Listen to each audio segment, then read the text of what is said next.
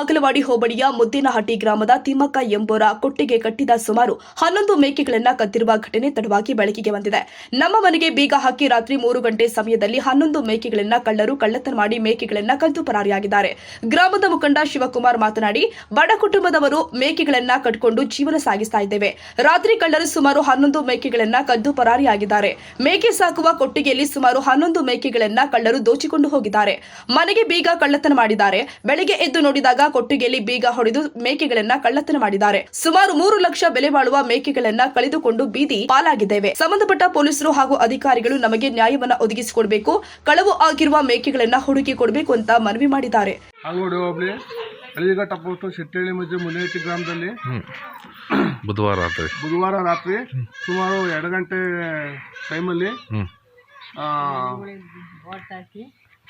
Kumaraiah late Thimmakka ಅವರ ಮನೆಯಲ್ಲಿ ಪಕ್ಕದ ಶೆಡ್ಡಿನಲ್ಲಿ 11 ಮೇಕೆಗಳನ್ನು ಕದ್ದೊಯ್ದಿರುತ್ತಾರೆ.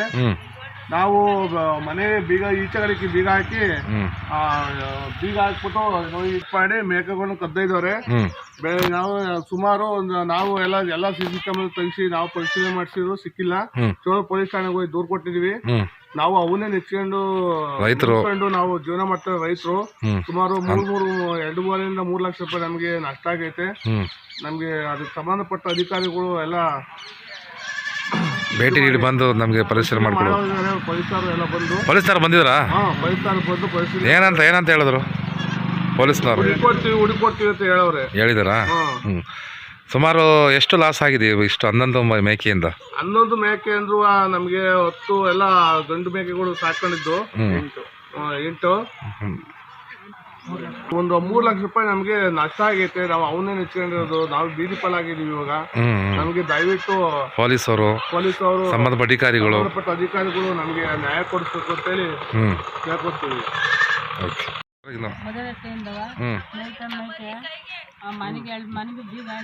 ಬುಧವಾರ ರಾತ್ರಿನಾ? ನೈಟು 2 ಗಂಟೆ ಹೊಡ್ಕೊಂಡು ಹೋಗ್ಯಾರ. ಎಷ್ಟು ಮೇಕೆ ಎತ್ಕೊಂಡು ಹೋಗ್ಯಾರ? 11 ಮೇಕೆ. ಎಲ್ಲ ದೊಡ್ಡವ ಚಿಕ್ಕವ? ಎಲ್ಲ ದೊಡ್ಡವೇ.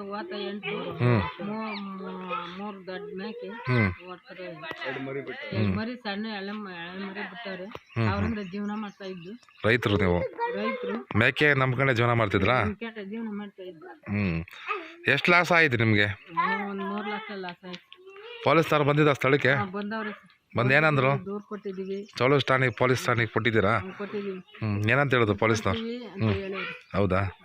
ನಿಮ್ಮ ಹೆಸರು? ತಿಮ್ಮಕ್ಕ. ಇನ್ನು ಸ್ಥಳಕ್ಕೆ ಚೇಳೂರು ಎಎಸ್ಐ ಋಷಭೇಂದ್ರಪ್ಪ ಭೇಟಿ ನೀಡಿ ಪ್ರಕರಣ ದಾಖಲಿಸಿಕೊಂಡು ಕಳ್ಳರ ಹಿಡಿಯಲು ಬಲೆ ಬೀಸಿದ್ದಾರೆ.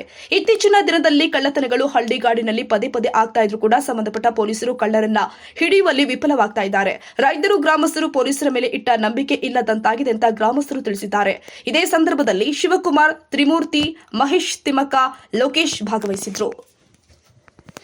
ನವಕರ್ನಾಟಕ ಟಿವಿ, ಜನಪರ ನ್ಯಾಯಪರ. ನೀವಿನ್ನ ನಮ್ಮ ಚಾನೆಲ್ ಸಬ್ಸ್ಕ್ರೈಬ್ ಮಾಡಿಲ್ಲ ಅಂದ್ರೆ ಈ ಕೂಡಲೇ ಲೈಕ್ ಮಾಡಿ, ಶೇರ್ ಮಾಡಿ, ಸಬ್ಸ್ಕ್ರೈಬ್ ಮಾಡಿ, ತಪ್ಪದೆ ಬೆಲ್ ಐಕಾನ್ ಕ್ಲಿಕ್ ಮಾಡಿ.